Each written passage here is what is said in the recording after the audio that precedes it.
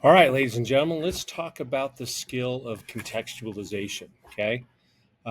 This skill helps us in a lot of ways and is going to be really important for all of the different kinds of questions we ask ourselves in AP US history. So, our goal today is going to be learn how to identify, describe, and explain the context within which historical events, developments, or processes occur.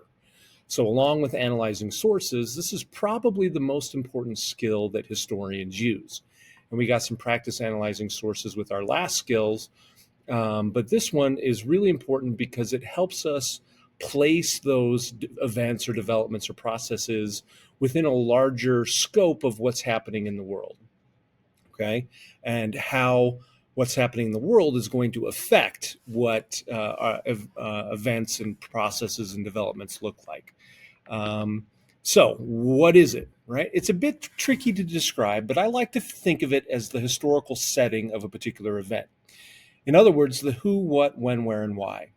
Everything that happens is shaped by the world around it. As historians, we need to begin to make sense of those connections because they'll help us compare and contrast, to see cause and effect, and to track change over time. As I imagine context, I think of concentric rings expanding out from the event. I would first explore the specific details closely connected to the event. As an example, if you were studying a letter from a Union soldier written to his wife after the Battle of Gettysburg, you would need to understand that the contents of the letter were shaped by that battle. Then I would broaden out to the bigger picture by connecting to one of the major themes of the course, like politics and power or work exchange and technology. How does that theme affect our event, either before or after? So, Gettysburg was shaped by the war aims of the Union and Confederacy and the military plans of the generals. Even more broadly, those aims were shaped by beliefs about slavery and keeping the Union together. You'll see that I start with specific details closely related to the event under consideration, and then I broaden out to larger themes. Where will we see it? Everywhere. It's at the heart of being a historian. It's how we begin to reason about the past. So we'll see it frequently when we are answering short answer questions. We will also need contextualization in every long essay question and in every document-based question.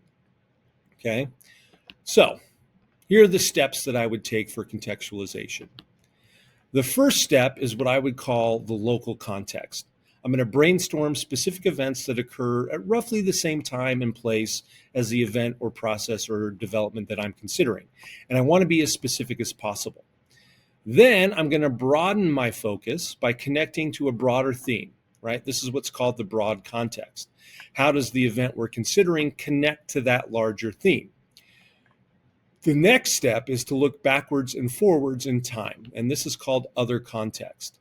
You may see a connection to events that happened earlier or to events that happened later.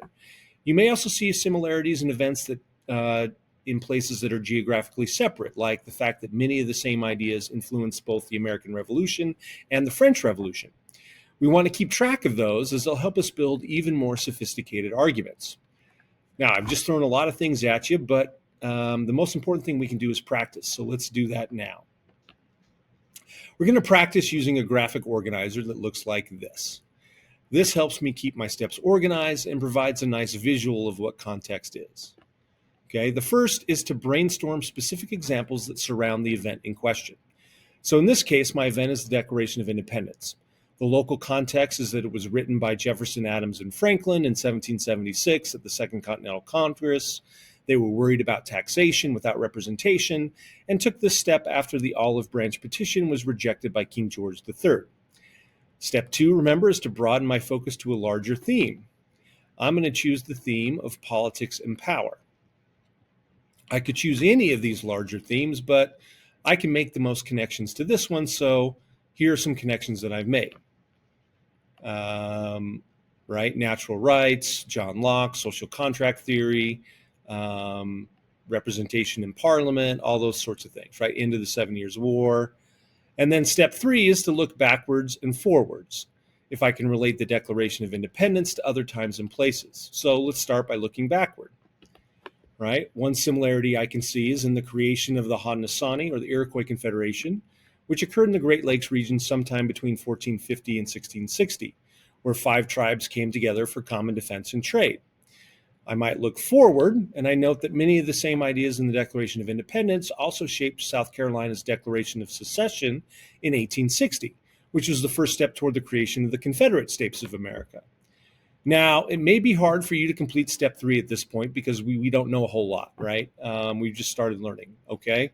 And that's fine, right? You should be able at this point to complete steps 1 and 2. As the year progresses, we'll keep working on step 3, okay? So now it's your turn to practice with the document that is shared with you, okay? All right, we'll get to it, and I'll see you in class.